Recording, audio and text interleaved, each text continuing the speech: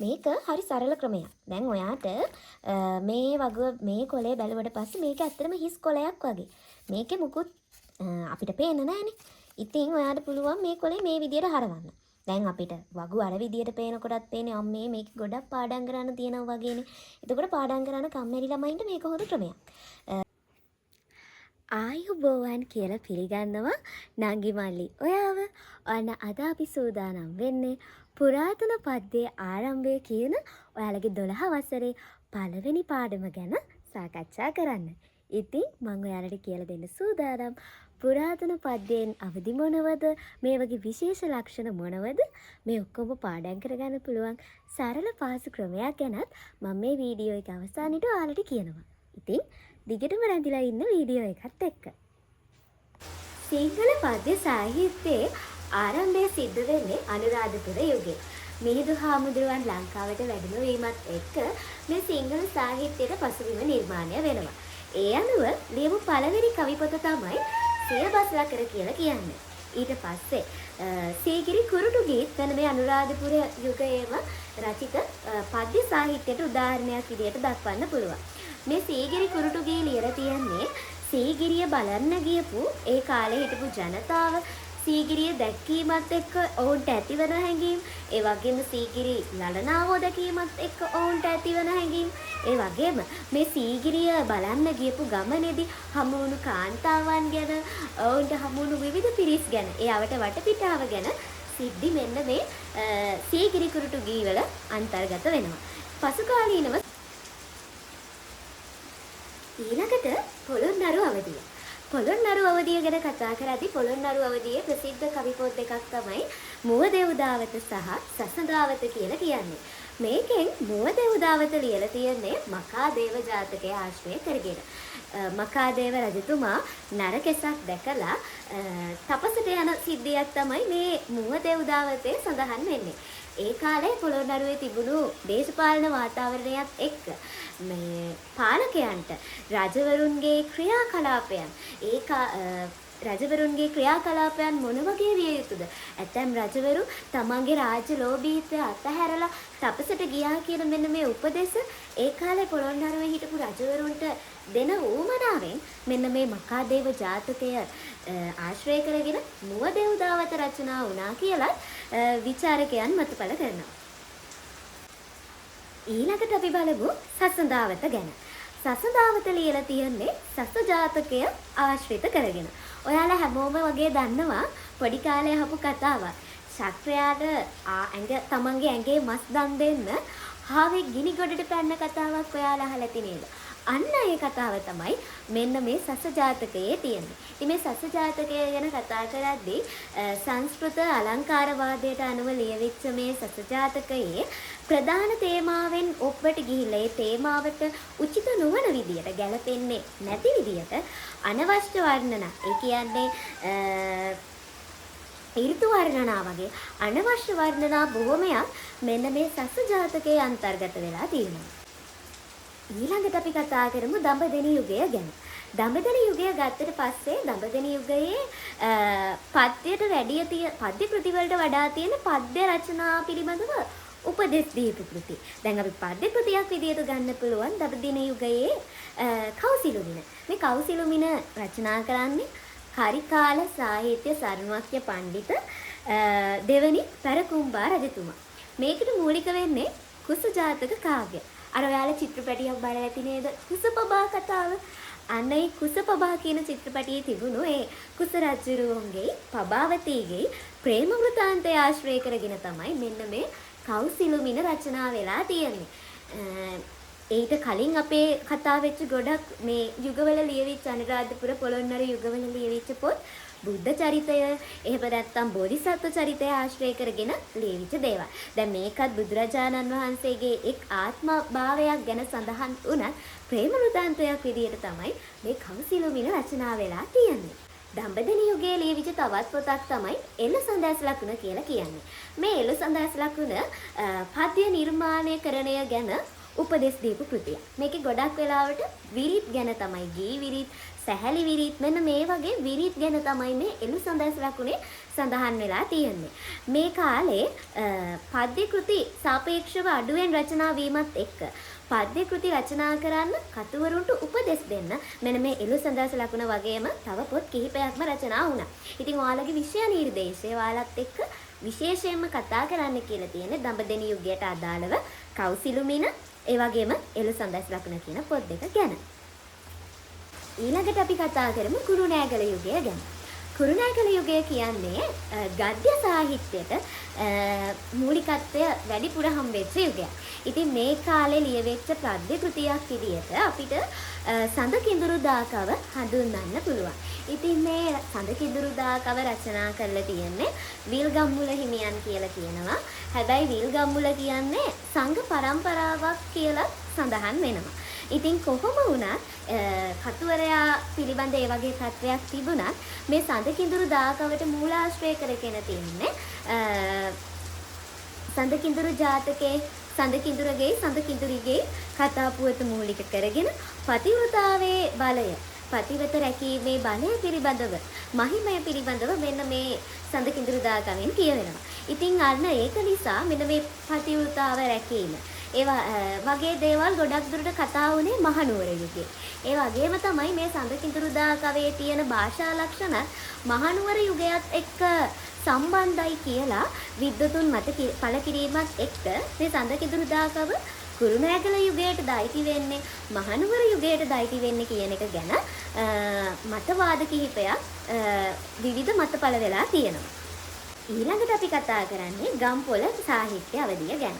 මේ ගම්පොළ අවධිය සංදේශ කාව්‍යයට මුල් තැන වැඩිපුර අවධානයක් දීපු කාල වකවානුවක්. දැන් සංදේශ කාව්‍යයේ ආරම්භය අනුරාධපුර යුගය දක්වා දිව යනවා. ඒ වුණත් මේ ගම්පොළ යුගයේදී මයුර සංදේශය, තිසර සංදේශය කියන මෙන්න මේ සංදේශ කෘති දෙක ලියවිලා තියෙනවා. එතකොට මයුර සංදේශය සංදේශකරුවා සංදේශය අරගෙන යන්නේ මේ මොනරෙක්.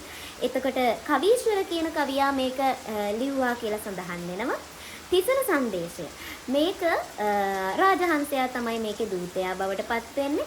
එතකොට ඔයාලගේ විෂය නිර්දේශය සඳහන් වෙන්නේ මේකේ කතෘ අඥාතයි කියලා. හැබැයි විස්තර හොයාගනිද්දි මට හම්බුණු එක දෙයක් පස්වන පරාක්‍රමබාහු රජ සමයේ දෙවිනුවර මහවිහාරයේ වැඩවිසූ මහතෙරුන් විසින් මේ තිසර සංදේශය රචිතයි කියලා සඳහන් වෙනවා. හැබැයි ඒකෙත් මේ මහතෙරුන්ගේ නම කුමක්ද කියන එක ගැන මට හරියටම සොයා ගන්න හම්බුන්නේ නැහැ මේ මූලාශ්‍රවල. ඔයාලගේ විෂය නිර්දේශයේ තියෙන්නේ කතෘ අඥාතයි කියලා. ඊළඟට අපි කතා කරන්නේ කෝට්ටේ යුගය ගැන. කෝට්ටේ යුගය නංගි මල්ලි ඔයාලා විශේෂ අවධානයට යොමු කරන්න ඕනේ යුගයක්. මේ කෝට්ටේ යුගයට අපි කියනවා සිංහල පද්‍ය සාහිත්‍යයේ ස්වර්ණමය යුගය කියලා. කෝට්ටේ යුගයේ ගද්‍ය සාහිත්‍යයට වඩා පද්‍ය සාහිත්‍ය ප්‍රබලව නැගී හිටපු අවධියක්. ඉතින් මේ කෝට්ටේ අවධිය ගැන කතා කරාට පස්සේ 6 වන පැරකුම්බා රජතුමාගේ රාජ්‍ය කාලවකවානුව විශේෂයෙන්ම විශේෂ අවධියක්. ඒ වගේම තමයි මේ සමයේ කෝට්ටේ වෙළඳාම දියුණු වෙලා තිබුණා. සාමකාමී පරිසරයක්, ශාස්ත්‍රීය වටපිටාවක්. ඉතින් මෙන්න මේ වටපිටාවත් එක්ක මිනිස්සු හරි නිදහසේ එයාලට හිතන්න පතන්න පුළුවන්. එයාලා අර හරි ශාස්ත්‍රීය රටක ඉන්නකොට මිනිස්සු සාහිත්‍යයට යොමු වෙනව වැඩිනේ. අන්න ඒක නිසා මේ කෝට්ටේ අවධියේ තිබුණු ඒ නිදහස් සාමකාමී පරිසරයත් එක්ක ගොඩක් අය සාහිත්‍යයට යොමු වුණා. විශේෂයෙන්ම පැවිදි හිමිනමවල්. දැන් අපි ගත්තට පස්සේ රටේ අස්ථාවර තත්ත්වයක් තියෙනවා නම් අපි ගොඩක් වෙලාවට සාහිත්‍ය කියන දේ මිනිස්සුන්ගෙන් ඈත් වෙලා යනවා. ඇයි මිනිස්සු ගොඩක් වෙලාවට අවධානය දෙන්නේ යාළට තියෙන ආර්ථික ප්‍රශ්න ඒ වගේ දේවල් සංසිඳව ගන්න. එතකොට එහෙම ආර්ථික ප්‍රශ්න නැති හරි සරුසාර යුගයක් වෙන්න පුළුවන්. එහෙම වෙලා තියෙනවා මේ කෝට්ටේ යුගය. ඒ නිසා තමයි ගොඩක්ම නිර්මාණ ඒ අවධියේ බිහි වෙලා තියෙන්නේ. ඉතින් මේ අවධියේ තොටගමුවේ ශ්‍රී රාහුල හාමුදුරුවෝ පරවි සංදේශය, සැලවිහිණි සංදේශය, කාව්‍ය ශේඛරය මෙන්න මේ කියන කෘති රචනා කරලා තියෙනවා. ඊට පස්සේ වීදාගම මෛත්‍රී හාමුදුරුවෝ ලෝ වැඩ සංගරාව, බුදුගුණ ලංකාරය, දහම් ගැටමාලාව රචනා කරලා තියෙනවා. ඒ වගේම කෝකිල සංදේශය දෙවිනුවර තිලක පිරිවෙන්පති හිමි රචනා කරලා තියෙනවා. ගුත්තිල කාව්‍ය වෑත්තෑවේ හිමියන් රචනා කරලා තියෙනවා. එතකොට ගුත්තිල කාව්‍ය කියන්නේ ඔයාලට නිර්දේශිත කෘතිය. ඊළඟට එන්නේ සීතාවක යුගය. එතකොට සීතාවක යුගයේ හිටපු ප්‍රධානම සාහිත්‍යදරයෙක් තමයි අලගියවන්න මුඛවැටිතුමා. ඇත්තටම සීතාවක යුගයේ සාහිත්‍ය පෝෂණය කරන්න, සාහිත්‍ය ආරක්ෂා කරගෙන, සාහිත්‍ය වැටෙන්න නොදී ඒ යුගයේ අවශ්‍යතාවය අනුව සාහිත්‍ය පවත්වාගෙන ගියපු කෙනා තමයි අලගියවන්න මුඛවැටිතුමා. එතකොට අලගියවන්න මුඛවැටිතුමා ලියනවා සුභාෂිතය, සැවුල් සංදේශය, කොන්ස්ටන්තිනු උදහටන කුස ජාතක කාව්‍ය. එතකොට දහම් සොඬදාකව. මෙන්න මේ දහම් සොඬදාකවත් ගම්පොළ යුගයේදී සීතාව යුගයේදී තමයි රචනා වෙන්නේ. එතකොට මේ දහම් සොඬදාකව ලිව්වේ අලගියවන්න මුඛවැටිතුමාද එතුමාගේ පියාද කියන එක ගැන පොඩි මතභේදයක් තියෙනවා. මහනුවර යුගය ගැන කතා කරද්දී වියෝවග රත්නමාලය පත්තායමේ ලේකම් රචනා කරලා තියෙනවා. එතකොට කවුමිනි මල්දම කටුවානේ දිසානායක විසින් රචනා කරලා තියෙනවා. මීට අමතරව මහනුවර යුගයේදී සෙන්කඩගල විස්තරය, වෙස්සන්තර ජාතක කාව්‍ය මෙන්න මේ කියන කෘති මහනුවර යුගයේදී පද්‍ය කාව්‍ය විදියට රචනා වෙලා තියෙනවා. හරි රංගි බලි. දැන් මම ඔයාට කියලා දෙන්න සූදානම් වෙන්නේ මේ මම ඔයාලට කියලා දෙන්නු කරුණු ටික කොහොමද අපි මතක තියාගන්නේ කියලා. එහෙම මතක තියාගන්න ලේසි ක්‍රමයක් තමයි මම දැන් කියලා දෙන්නේ. අපි මේකට පාවිච්චි කරන්නේ වගුවක්. මේ වගුව ඔයාට පුළුවන් මේ විදියට වගුව ඇඳලා මේ වගුව එක්ක ඔයාට මීට වඩා ලොකුවට half sheet කොලයක නැතුව මීට වඩා ලොකුවට ඇඳලා බිත්තිය එල්ල ගන්න. එහෙම නැත්නම් ඔයාට පොඩි ෆයිල් එකක් හදලා ඒ ෆයිල් එකට මේ ෂෝට් නෝට් ටික දාලා එකතු කරගන්න පුළුවන්. ඉතින් ඔයාට මේක උදව් කරගෙන ඔයා යන ඕන තැනකදී මේ වගේ දෙයක් අර සරලව අපිට මේක ගැන මතකයක් අවබෝධයක් නේ තියෙන්න ඕන. එතකොට එහෙම අවබෝධයක් තියාගන්න ඔයාට පුළුවන් මේ වගුව පාවිච්චි කරන්න. ඔයා මේ වගුව ප්‍රධාන කොටස් 8කට බෙදා ගන්න ඕනේ. ඒ කියන්නේ දැන් අපි මේකෙදී ගත්තනේ අනුරාධපුර, පොළොන්නරුව, දඹදෙණිය, කුරුණෑගල, ගම්පොළ, කෝට්ටේ, සීතාවක, මහනුවර. එතකොට ওই අවදි වලට හරියන්න ඔයා මේක වගුව කොටස් 8කට බෙදා ගන්න ඕනේ.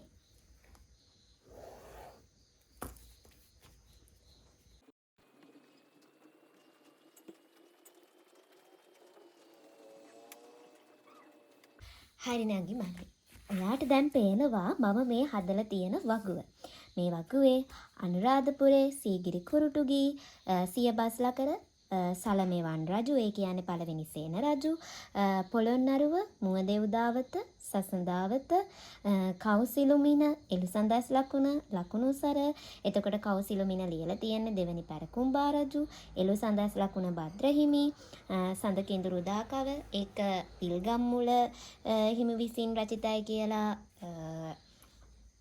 අදහස් පළ කරනවා. ඒ වගේම ගම්පොළ යුගයේ මයුර සංදේශය, තිසර සංදේශය ওই විදියට කෝට්ටේ යුගයේ ලියපු කෘති ටික. එතකොට මේ කෘතිම විතරක් නෙමෙයි ලියලා තියෙන්නේ. මීට අමතරව මේ හැම යුගයේදීම තව පොත් ලියලා තියෙනවා. හැබැයි ඔයාලගේ විෂය නිර්දේශය ඔයාලට තරු ලකුණු දාලම පෙන්නලා තියෙනවා මෙන්න මේ පොත් ගැන වැඩි අවධානයක් යොමු කරන්න කියලා. ඒව ගැන තමයි මම ඔයාලට කලින් විස්තර කිව්වේ. ඒ විස්තර ටික අහලා මම දැන් මේ ඔයාලට මේ ටික මතක තියාගන්න පුළුවන් විදිහේ ෂෝට් නෝට් එකක් විදියට ඔයාලට ඉච්චර විස්තර නැතුව යුගයයි අදාළ පොතයි කතුවරයයි මතක තියාගන්න පුළුවන් ෂෝට් නෝට් එකක් විදියට ඔයාලට මේක පාවිච්චි කරන්න පුළුවන්. දැන් ඔයාලා මේක තියන් ඉඳලා නිකන් බලන්නේ නැතුව යාළුවොත් එක්ක පොඩි ගේම් එකක් ප්ලේ කරන්නත් පුළුවන් මේකෙන්. මෙන්න මෙහෙමයි. ඔයා මේ තීරු එකින් එකට නවා ගන්න. ඔයා කැමති පැත්තකට මේ තීරු ටික ඔයාට නවන්න පුළුවන්. මෙහෙම මේ විදියට මේ තීරු ටික ඔයාට පුළුවන් මෙහෙම නවන්න.